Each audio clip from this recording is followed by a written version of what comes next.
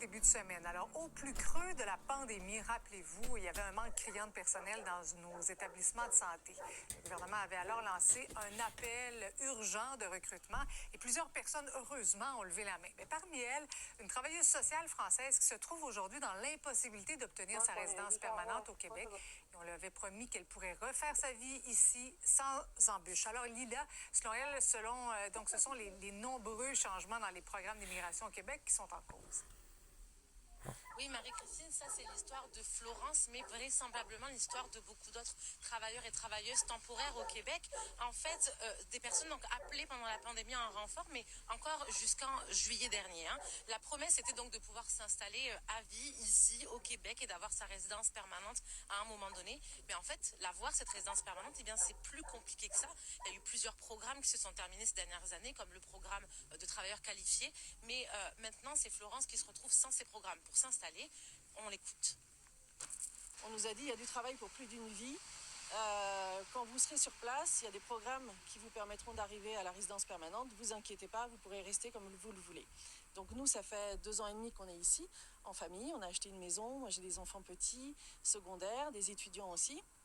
Et aujourd'hui, on n'a plus de solution parce que toutes ces solutions d'accès à la résidence permanente, depuis qu'on est arrivé, tous les programmes ont été fermés. Mais un contrat de travail, c'est un peu une épée de Damoclès. On s'est rendu compte depuis qu'on est là que les politiques, elles changent tellement souvent qu'on ne sait jamais sur quel pied danser. Allez travailler aux urgences, allez travailler auprès des personnes âgées ou des enfants en protection de l'enfance, vous allez voir que nos professions, elles ne sont pas faciles tous les jours. Mais quand en plus, dès qu'on rentre le soir, on se dit mais qu'est-ce qui va nous arriver dans 6 mois, qu'est-ce qui va se passer, on se rajoute un stress énorme. Qu'est-ce que vous avez besoin que le gouvernement fasse pour vraiment vous rassurer, vous et toutes vos collègues ou toutes les personnes qui sont dans le système de santé et qui peuvent à tout moment se faire expulser? On a besoin que le programme, alors peut-être le PEC qui a été fermé, qui était le programme qui nous permettait d'avoir la résidence permanente, on a besoin qu'un programme réouvre. Peut-être qu'il soit juste pour pas forcément juste pour les professionnels de la santé, mais en tout cas qu'on ait ces portes-là pour pouvoir rester. Et Lila, il faut le dire, elle n'est pas la seule dans cette situation-là. D'ailleurs, l'opposition veut se pencher sur la question. Avec toi. Oui, en fait, en ce moment, il y a des consultations sur l'immigration justement pour faire une planification. Et on a discuté avec le porte-parole en matière d'immigration du Parti libéral. La famille et moi d'abord, j'ai une question. Je sais pas si c'est une question, si c'est... Je sais même pas que dire, quoi, par où commencer. Mais moi, ma pensée, c'est-à-dire quand on parlait de l'immigration, c'était seulement cette peau, quoi, au fait. Honnêtement. Quand on parle de l'immigration et tout, et est-ce qu'on peut même appeler les Français immigrés, quoi? Même en commentaire. En tout cas, je suis aux États-Unis, je vois des Français sans papier qui cherchent aussi des papiers. Je me dis, ah bon? C'est-à-dire, quand j'étais en France, après 10 ans en Europe, j'étais immigré là-bas. Je connais comment j'ai souffert pour les papiers.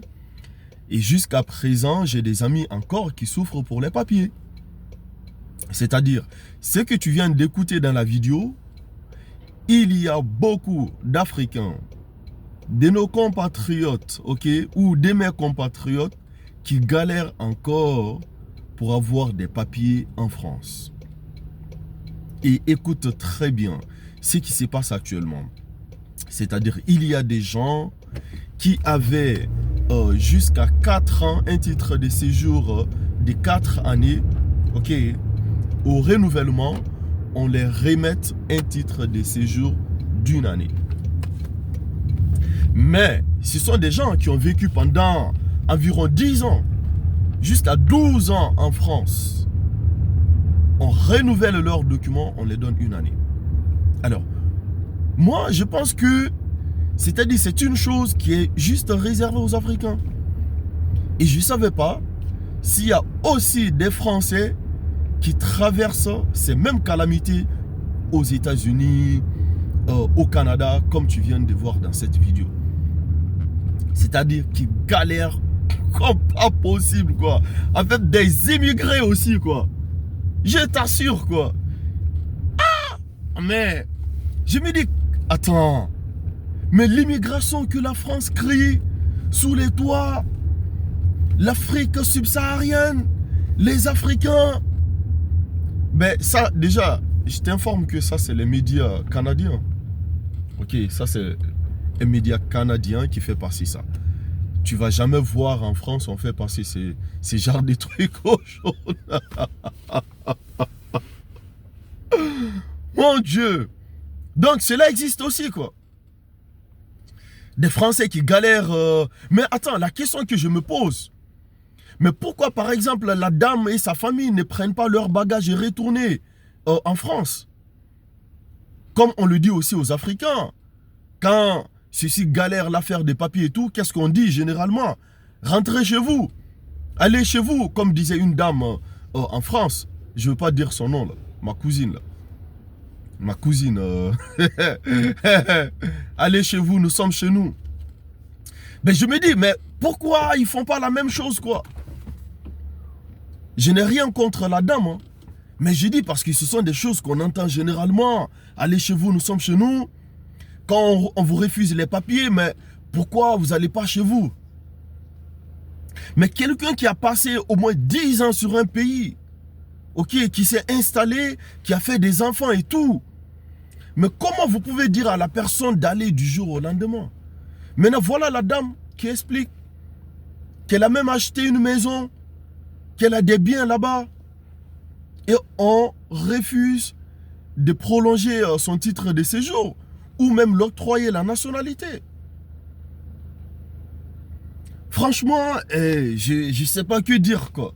Je ne sais pas que dire. Des Français aussi qui galèrent pour les papiers. La dernière fois aussi, je regardais au journal, un jeune homme français,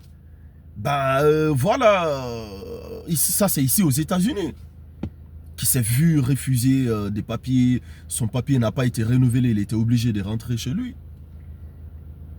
Les médias français ne vont jamais parler de ça. Ça sur la toile, on ne va jamais parler de ça. Quand tu entends parler, c'est les autres médias américains ou canadiens. Et même s'ils en parlent, ils ne vont pas étaler cela comme ils font pour les autres nationalités. Et pourtant, quand tu prends ici aux États-Unis, il y a beaucoup de Français. Des Français qui sont là, qui n'ont pas de papier. Moi, j'en ai rencontré même la femme d'un diplomate qui était française. Et je l'ai rencontrée à Washington, dans le métro. Elle ne pouvait pas travailler parce qu'elle n'a pas l'autorisation de travail. Elle a fait plusieurs années dans ça. Pendant que son mari est diplomate. Et elle me dit carrément, elle n'arrive pas à travailler parce qu'elle n'a pas l'autorisation. Donc, eux, on ne va pas mettre les caméras sur eux pour faire miroiter cela. Ça va rester dans l'ombre. Et même dire un Français immigré, est-ce que tu as une fois entendu parler des Français immigrés, quoi? Donc, la définition de l'immigration dans le dictionnaire français n'est pas pour les Français.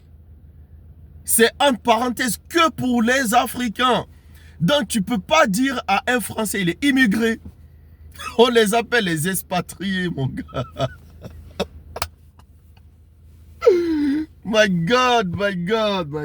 C'est déplorable, Mais la situation quand même qui se passe en France sur les Africains, c'est grave. Des mecs qui... Je connais des amis là-bas qui ont fait plus de 12 ans. 12 ans. Ils n'ont pas de papier. Et ce qui est encore plus grave, c'est qu'il y en a beaucoup qui ont reçu les papiers, ok, mais dont la préfecture refuse de renouveler. Avant-hier, je parlais avec un frère. Il prenait l'exemple sur beaucoup de nos amis. Beaucoup de personnes que moi je connais. Donc si tu me dis le contraire ici dans la vidéo, je vais faire une autre vidéo où je vais te faire même un documentaire là-dessus, quoi. Des amis qui sont là, qui ont reçu les papiers de façon légale, qui travaillent, qui ont un CDI, et de nos jours, la préfecture française refuse de renouveler leurs documents. Et donc, les employeurs disent naturellement à ces personnes, ben, si vos documents ne sont pas renouvelés, ben, vous allez vous voir licencier. Tout simplement. Vous allez voir licencier. Mais moi, je me pose une question. Est-ce que c'est le fait que l'AES a refusé Monsieur Macron qu'il est en train maintenant de, je sais pas, de mettre les bâtons dans les roues de mes compatriotes, quoi. Étant donné que la majeure partie de ces personnes sont des mécaniciens, sont des menuisiers, sont des maçons, des travaux que les Français ne veulent pas faire. Ça, j'appelle ça méchanceté, quoi. Ça, j'appelle ça la méchanceté. Donc, c'est pareil. Les Français aussi qui galèrent ici, qui souffrent. Mais ça, on ne va jamais mettre ça sur la toile, quoi. Des Français qui partent travailler en Suisse. Ça, on appelle les expatriés. Ça, c'est pas des immigrés, quoi. Qui sont au Canada. Qui sont ici aux États-Unis. Ça, c'est tranquille. On ne parle pas de ça, on ne parle pas de ça. Les médias français n'ont pas la... Mais les détails, c'est les Africains. Ils vont détailler, détailler, détailler. Pour eux, c'est flash, halash. Non. Écoutez, le monde à l'envers, quoi. Mais les prochains jours, on va commencer à faire des documentaires, aller dans les rues de New York, Washington. Essayer aussi de faire des documentaires, de dire, monsieur, le français, bonjour, bonjour, ok, d'où venez-vous? En France. Passeport français. Je suis aux États-Unis. Je galère, j'arrive pas à manger, j'ai pas de papier, j'arrive pas à travailler, ok. Paf, je mets ça sur la toile. Mais après, même les Africains, ils s'en foutent.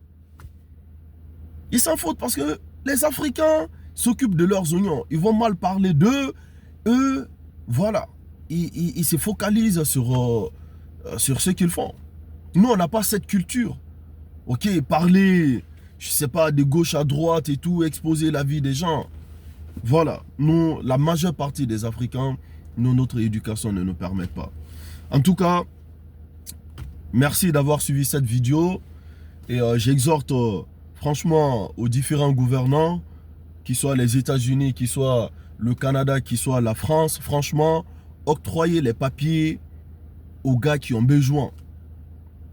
Ils font des travaux que vos citoyens n'aiment pas. Donc donnez les papiers, laissez la liberté aux gens de travailler. Des gens qui ont des enfants. Honnêtement, des gens qui ont des enfants. Pensez-y. Monsieur Macron, c'est pas parce que l'AES t'a refusé que tu vas mettre un. Donc voilà quoi. God bless you. Peace.